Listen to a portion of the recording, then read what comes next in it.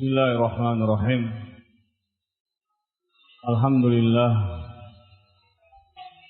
Wassalatu wassalamu ala Rasulillah wa ala alihi wa sahbihi wa ba'd. Ayyuhal ikhwatu fillah, azani Allah wa iyyakum. Baik. Kita melanjutkan kembali tentang ahkamus siyam yang kita ambil dari kitab Fiqhul Muyassar fi Dhaw'il Kitab wa Sunnah, dan kita masih pada bab yang keempat yang membahas tentang fil qadha wa siyam al mustahab wa ma yukrahu wa yuhram minas siyam. Pada poin yang keempat, bab yang keempat ini ada 3 pembahasan. Yang pertama tentang qadha, puasa, dan juga puasa-puasa sunnah. Demikian perkara-perkara yang dimakruhkan dan yang diharamkan dari puasa. Terlewat pada kita sebenarnya terkait masalah ahkam salatut tarawih. Baik, sebagaimana yang kita alami barusan, siapa di antara antum yang punya ilmunya tentang masalah yang tadi kita alami? Imam lupa dan dia bangkit lagi dari rakaat yang kedua menuju rakaat yang ketiga, kemudian salam dan sujud sahwi, atau sebelum salam dia sujud sahwi. Siapa di antara antum yang masih ingat pelajaran ini? Ada yang masih ingat nggak? Ini yang berabe mak-mak di atas. Ya, sudah 3 rakaat, kemudian ada sujud sahwi, salam. Nah, terjadi di mana? Di tempat kita di Banyumas. Kesalahan seperti ini sampai emak-emak itu salam dalam kondisi berdiri. Salam dalam kondisi berdiri. Sampai mereka bahasanya deneng salamnya ngadeg ya. Salamnya berdiri. Karena di emak-emak kan nggak bisa ngelihat kita. Apa perlu dikasih kayak di Masjidil Haram itu, kasih TV di atas, jadi imam seperti apa jadi tahu. Ini yang berabe betul mama di atas, nggak tahu ada yang salam sambil berdiri atau tidak. Al-muhim, ini barakallahu fikum, kita butuh murajaah dalam bab ahkam salatut tarawih. Ini sudah banyak dihilangkan, artinya jarang dibahas ulang tentang permasalahan ini. Bagaimana kalau imam lupa dalam bab yang seperti ini? Na'am barakallahu fikum. Insyaallah taala kita akan lihat kembali akwal dari kalangan para ulama, pendapat dari kalangan para ulama yang banyak membahas masail yang seperti ini adalah Syekh Ibnu Utsaimin rahimahullahu taala dalam kitab beliau Syarhul Mumti, dan juga Fatawa Nur Al-Darbi. Demikian juga dalam Lajnah Daimah ada pembahasan rinci yang berkaitan tentang permasalahan yang terjadi, mungkin sama kejadiannya sebagaimana yang kita alami, sehingga dimintakan fatwa kepada para ulama dalam bab yang seperti ini. Maka di sini barakallahu fikum, di antara antum yang masih ingat pelajaran tentang masalah itu, dan datangkan manil qailuhu atau man qailuhu, siapa yang berbicara dalam bab ini dari kalangan para a'immah. Na'am barakallahu fikum. Ada yang masih ingat di antara antum? Enggak ada. Tabi saja sudah. Naam. Nahnu muttabi'un. Kita orang-orang yang ikut.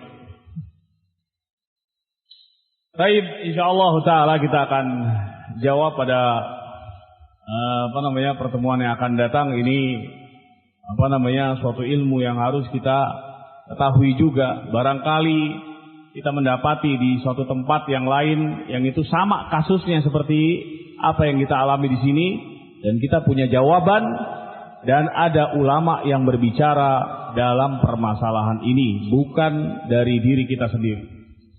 Naam, Anda sendiri syak ragu dalam bab yang seperti ini. Naam, dan ini butuh bagi kita untuk apa?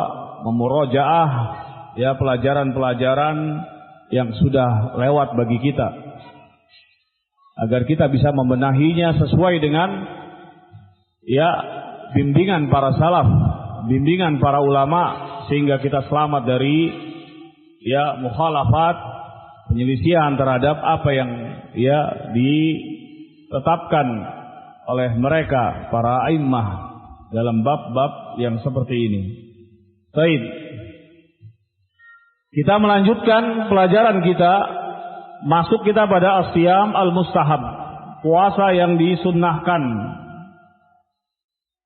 Min hikmatillahi ta'ala wa rahmatihi bi'ibadihi an ja'ala lahum minat tatawwu ma yumathilu al-fara'id wa dhalika ziyadah fil ajri wa sawab lil 'amilin wa jabran lin naqsi wal khalal alladhi qad yatra'u 'alal fariidah.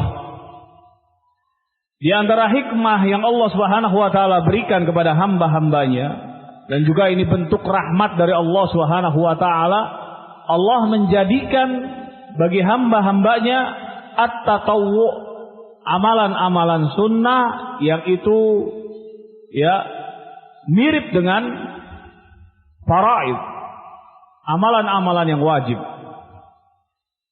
Di mana amalan-amalan sunnah Allah Subhanahu wa taala tetapkan sebagai ziyadah, tambahan pahala bagi orang-orang yang beramal. Demikian juga sebagai jabara, sebagai penambal kekurangan-kekurangan yang terjadi di saat hamba melaksanakan kewajiban yang Allah Subhanahu wa taala tetapkan. Naam, karena kewajiban yang kita tetapkan, kewajiban yang kita lakukan itu banyak sekali al-khalal wan naqs, banyak sekali lobangnya dan juga ya ketergelinciran kita, kekurangan kita dalam melaksanakannya. Sehingga dengan kita mengerjakan perkara-perkara yang tatawwu, ini akan menambal kekurangan-kekurangan dari kewajiban yang kita kerjakan. Wa qad sabaqa ma'naha, wa qad sabaqa ma'na, dan udah lewat ya bersama kita annal faraid tukmilu atau tukmal minan nawafil yaumal qiyamah, bahwa kewajiban-kewajiban itu akan disempurnakan dari amalan-amalan sunnah nanti pada hari kiamat.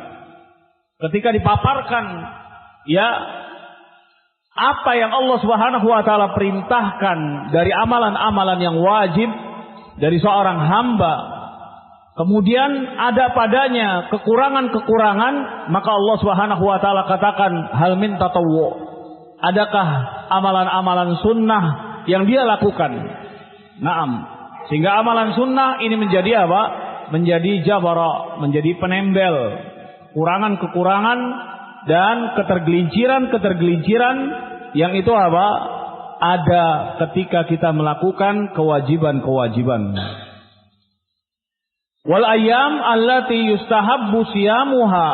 Demikian juga dalam bab puasa, Allah Subhanahu wa taala di antara rahmatnya dan juga hikmahnya kepada hamba-hambanya ya menetapkan puasa tatawwu melalui lisan Nabi sallallahu alaihi wasallam.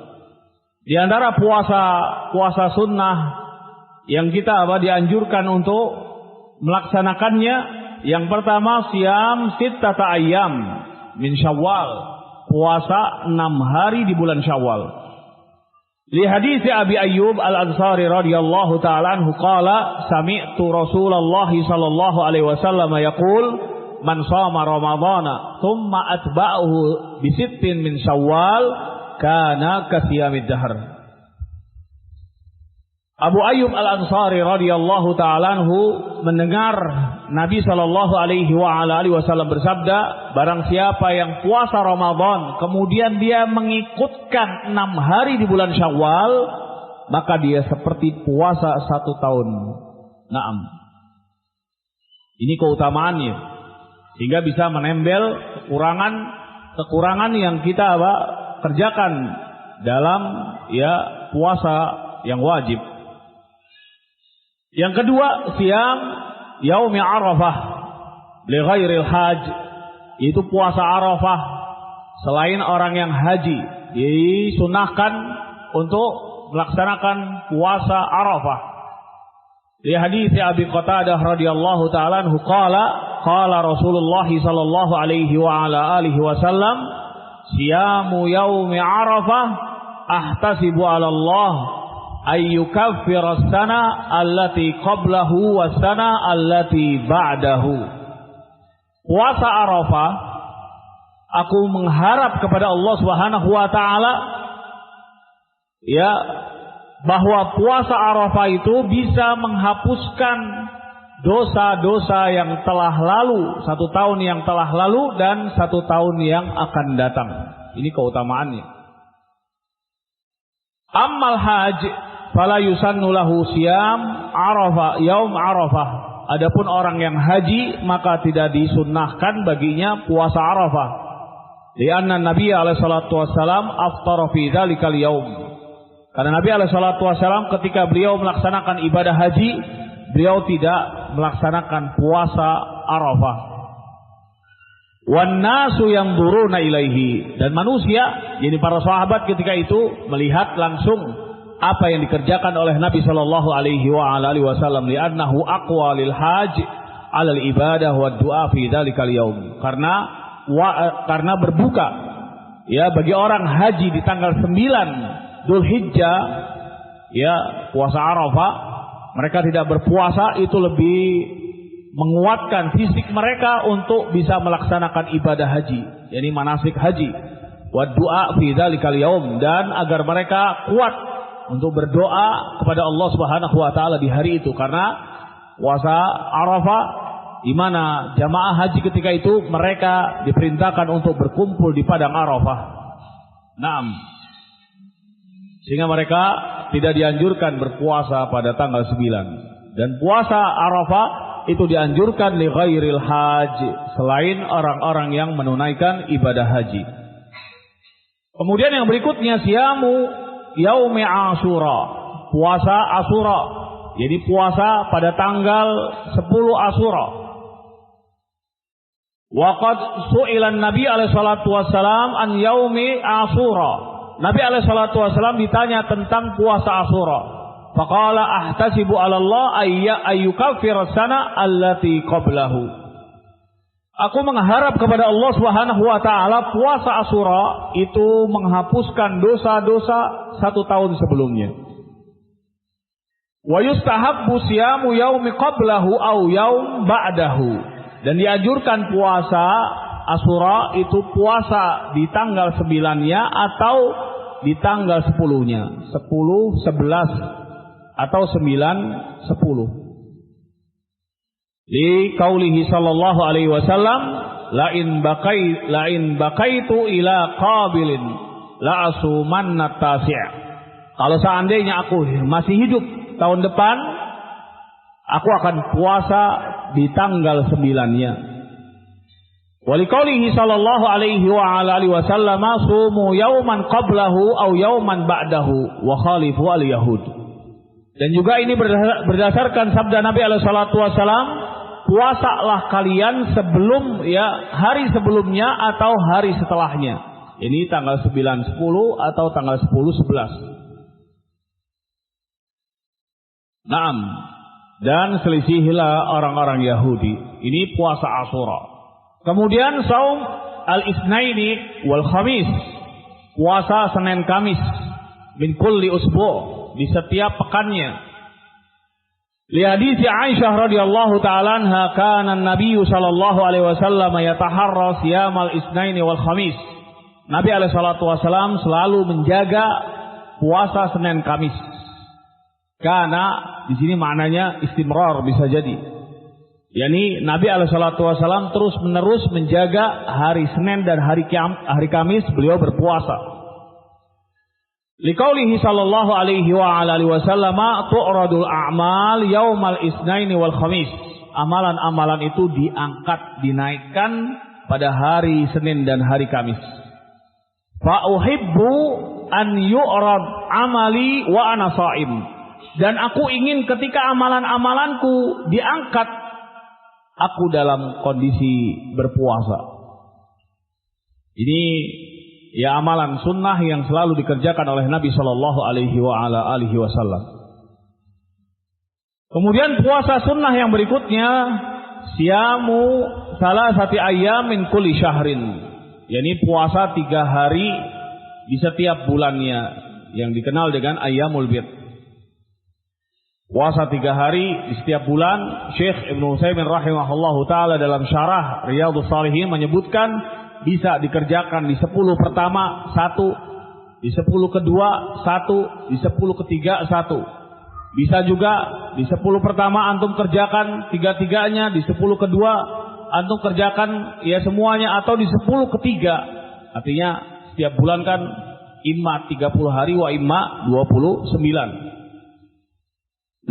Namun yang paling afdal itu dikerjakan pada tanggal ya 13, 14, 15.